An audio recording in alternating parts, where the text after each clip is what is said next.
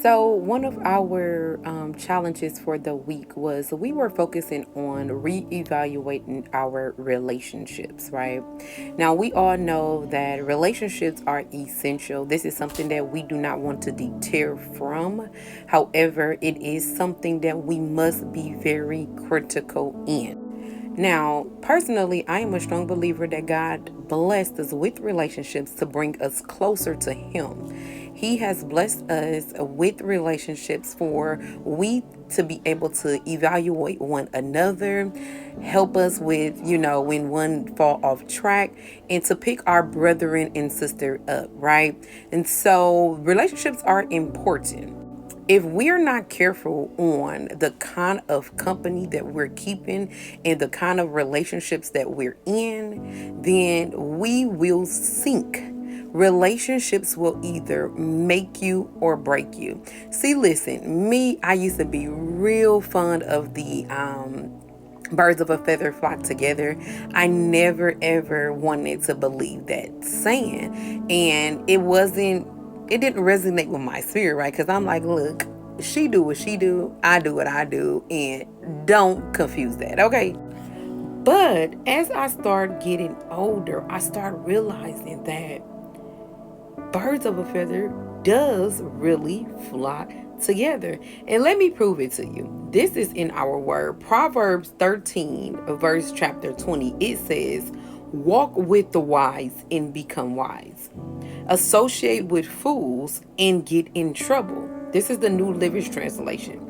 Also, in 1 Corinthians chapter 15, verse 33, it says, don't be fooled by those who say such things, for bad company corrupts good character. Listen, God in His word is telling us, do not hang around fools. They will make you a fool.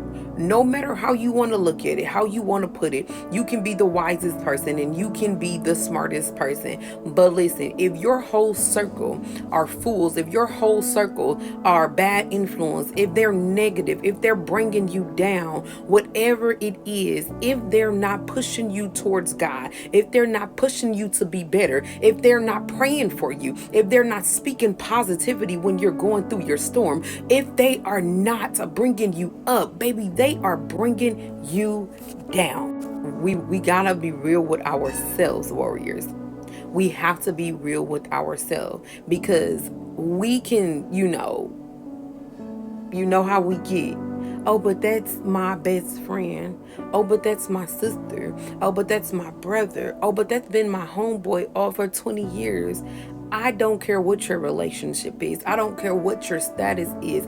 It comes a season in your life to where you have to separate yourself from people that are not of good courage, from people that are not bringing you closer to your destination, to bringing you closer to who God has created you to be. There is something strategic that God was doing when He said that it was not good for man to be alone. He was saying you need relationships. So don't get that twisted. You need them. But if your relationships are making you this person that is worse off than you were before, or making you revert to the person that you have grown to be above, and you have grown to be a better version of yourself, but for some reason when you get around this certain person, or when you conversate with this certain person, then you're back to the person that you have grown from, that you have grown so far from that person, and these people are taking you back. You don't want to be around those people. There's no love lost when this is happening, okay? So I want y'all to understand that, because a lot of people feel as if when these things are taking place to where, oh, I have to separate myself from him and her for this season in my life to where I become stronger. They think that it's drama. They think that it's something that now we're into it, if you will. That's not the case. That's not the case.